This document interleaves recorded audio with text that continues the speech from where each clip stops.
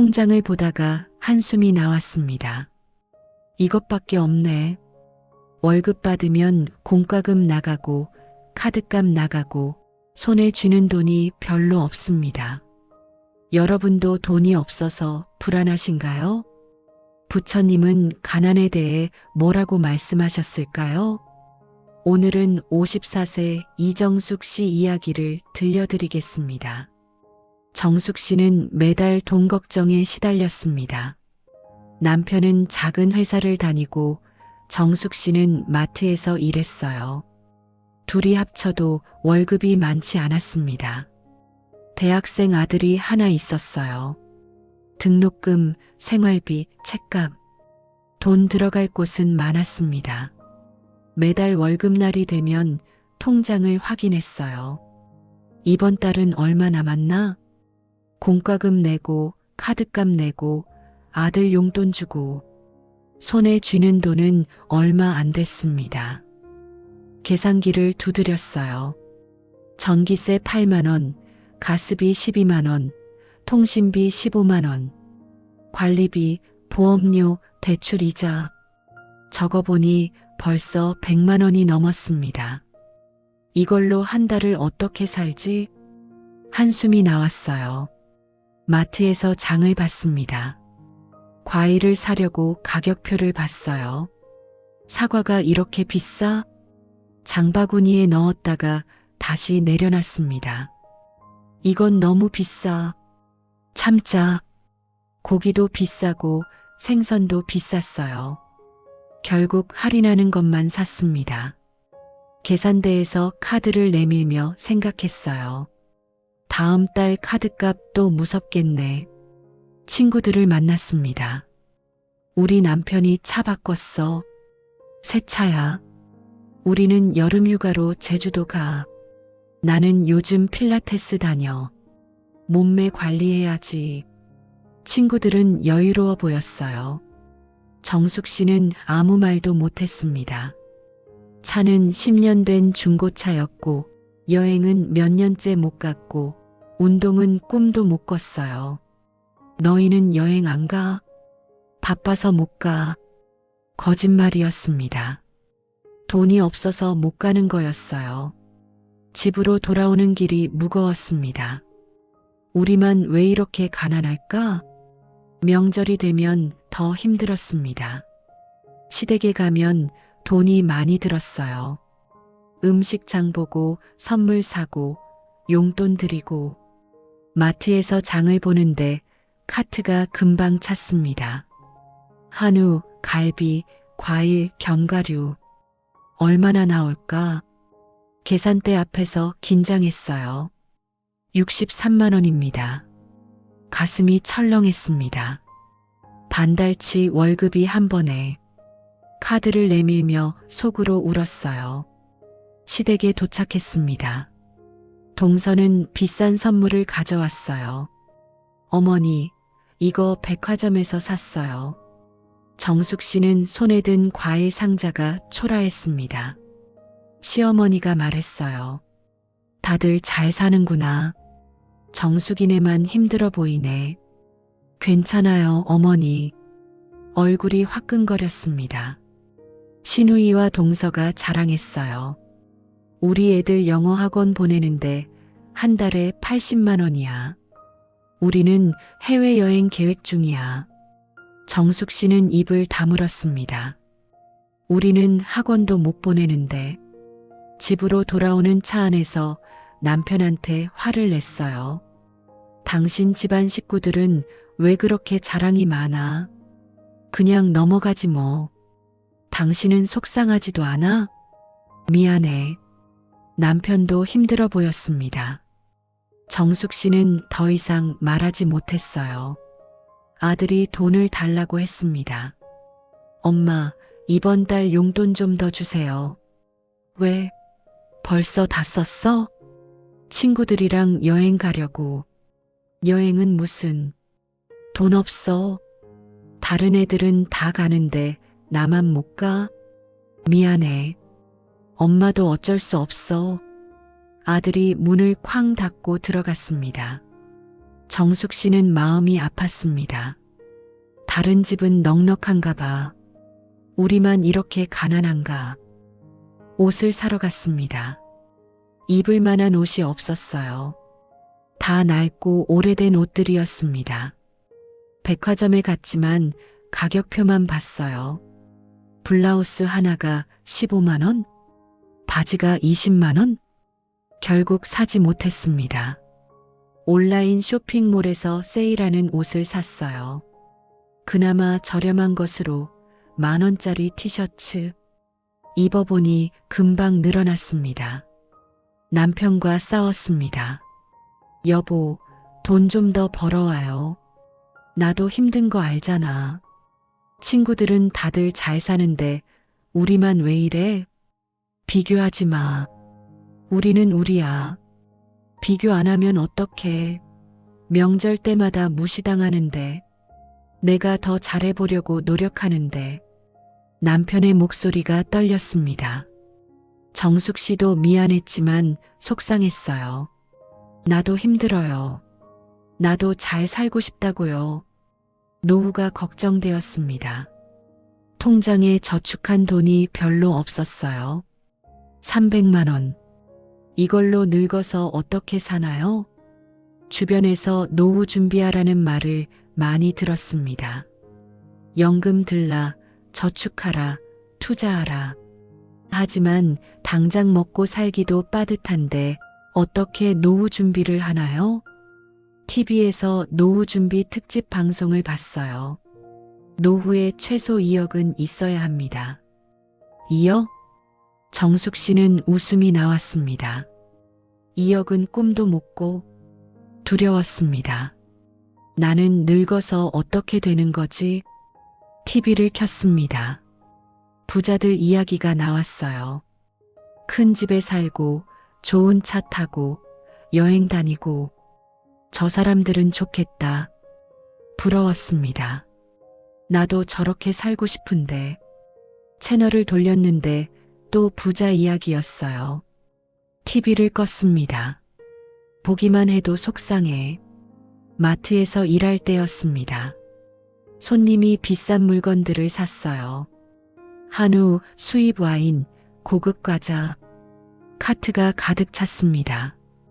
계산해 주세요. 정숙 씨가 계산했어요. 85만 원입니다. 손님은 카드를 내밀며 말했습니다. 이거 포장 잘해 주세요. 네, 감사합니다. 정숙 씨는 포장하며 생각했어요. 85만 원을 한 번에. 이 사람은 돈 걱정 없겠다. 자신의 처지가 서러웠습니다. 휴게실에 가서 혼자 울었어요. 퇴근길에 정숙 씨는 버스를 탔습니다. 창밖을 보며 한숨을 쉬었어요. 나는 왜 이렇게 가난할까? 자책했습니다. 내가 뭘 잘못했지? 더 열심히 살았어야 했나? 젊을 때 저축을 더 했어야 했나? 후회만 밀려왔습니다. 집에 돌아와 소파에 앉았습니다. 너무 힘들었어요.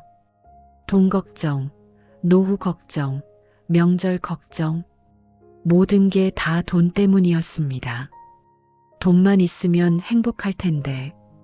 복권이라도 당첨됐으면. 어느 날 정숙 씨는 동네 절에 갔습니다. 마음이 너무 답답해서였어요. 법당에 들어가 스님의 법문을 들었습니다.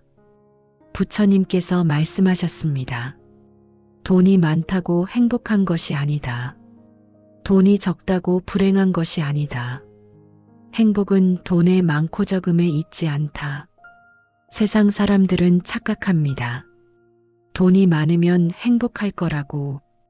하지만 부자도 괴롭습니다. 돈을 잃을까 불안하고 더 많은 돈을 원해서 괴롭습니다.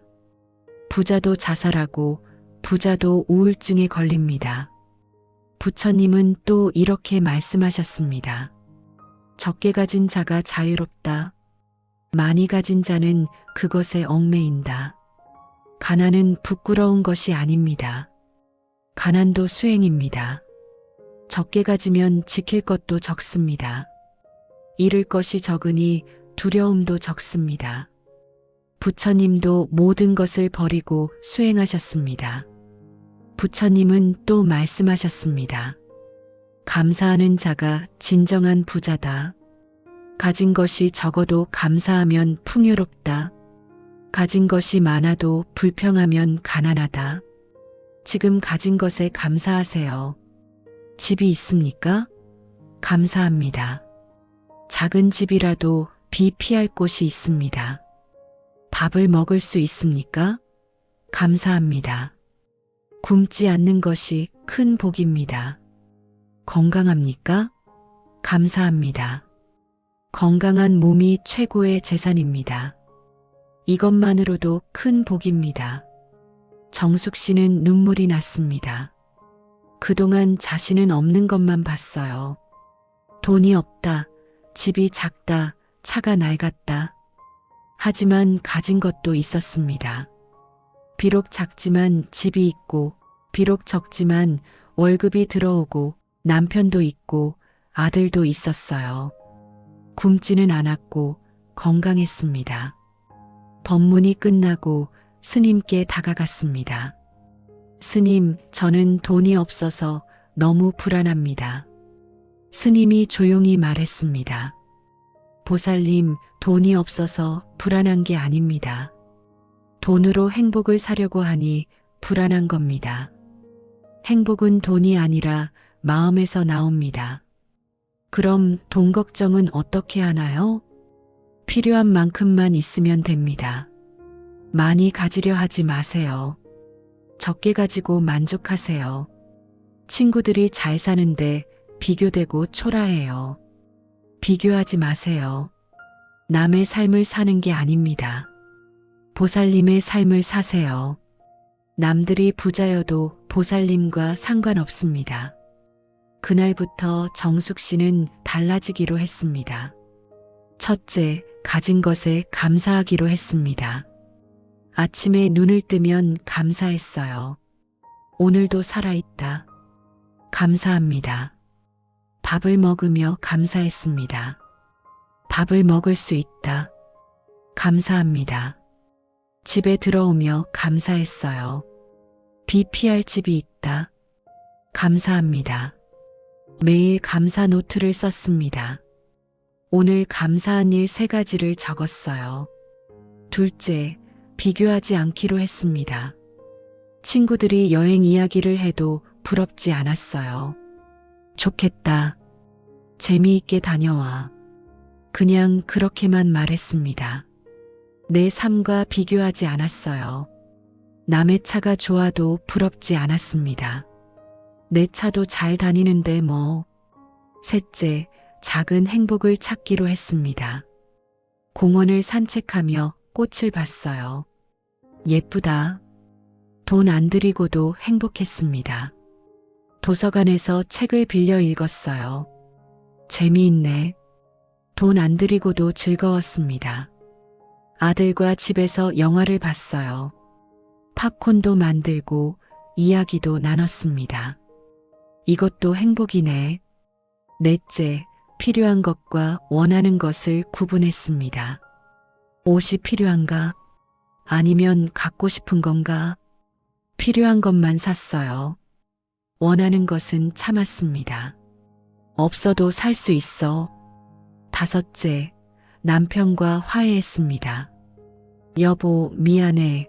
당신 탓한 거. 아니야, 내가 더 벌어야 하는데. 우리 지금도 괜찮아. 이만하면 충분해. 남편이 눈물을 글썽였습니다. 고마워. 당신이 있어서 힘이 돼. 정숙 씨도 남편을 안았습니다. 한 달이 지나자 마음이 편해졌습니다. 돈이 늘어난 건 아니었어요. 통장 잔고는 여전히 적었습니다. 하지만 불안하지 않았습니다. 감사하니 마음이 풍요로웠어요. 2달이 지나자 더 행복해졌습니다. 친구들을 만나도 초라하지 않았어요. 나는 나대로 잘 살고 있어. 자신감이 생겼습니다. 아들이 말했습니다. 엄마, 요즘 표정이 밝아졌어. 응, 마음이 편해졌거든. 돈 걱정 안 해? 걱정해도 소용없더라. 있는 걸로 사는 거야. 아들이 웃었습니다. 엄마 멋있어. 나도 그렇게 살고 싶어. 부처님께서 말씀하셨습니다. 돈이 많다고 행복한 것이 아니다. 행복은 마음에서 나온다. 돈이 많아도 불행한 사람이 있습니다. 돈이 적어도 행복한 사람이 있습니다. 부처님은 또 이렇게 말씀하셨습니다. 적게 가진 자가 자유롭다. 감사하는 자가 진정한 부자다. 많이 가지면 지킬 것이 많아 불안합니다. 적게 가지면 자유롭습니다. 돈이 없어서 불안할 때 기억할 5가지 지혜입니다. 첫째, 가진 것에 감사하세요. 잘 수 있는 집, 먹을 수 있는 밥, 그리고 건강. 이것만으로도 복입니다. 둘째, 비교하지 마세요. 남의 삶이 아니라 내 삶을 사세요. 셋째, 작은 행복을 찾으세요. 돈 안 들이고도 행복할 수 있습니다. 넷째, 필요한 것만 사세요. 원하는 것은 끝이 없습니다. 다섯째, 적게 가진 것에 만족하세요. 만족하면 풍요롭습니다. 부처님의 또 다른 가르침입니다. 가난은 부끄러운 것이 아니다. 가난도 수행이다. 정숙 씨는 가난을 받아들이고 감사하면서 비로소 마음의 평화를 찾았습니다. 돈은 늘지 않았지만 행복해졌습니다. 이것이 바로 부처님 가르침의 힘입니다. 여러분도 돈이 없어서 불안하신가요? 통장 잔고 보며 한숨 쉬시나요? 친구들과 비교되어 초라하신가요? 부처님 말씀을 기억하세요. 돈이 많다고 행복한 것이 아닙니다. 가진 것에 감사하세요. 적게 가지고 만족하세요. 그러면 마음이 풍요로워질 것입니다. 다음 영상에서는 남편 때문에 화날 때 용서하는 부처님 말씀에 대해 이야기해 드리겠습니다. 다음 부처님의 가르침을 이어서 듣고 싶으시다면 구독과 좋아요 버튼을 눌러주세요. 지금까지 부처님 마음 공부였습니다. 함께 해주셔서 감사합니다. 오늘 하루도 보살님의 삶에 평안이 가득하시기를 기원합니다.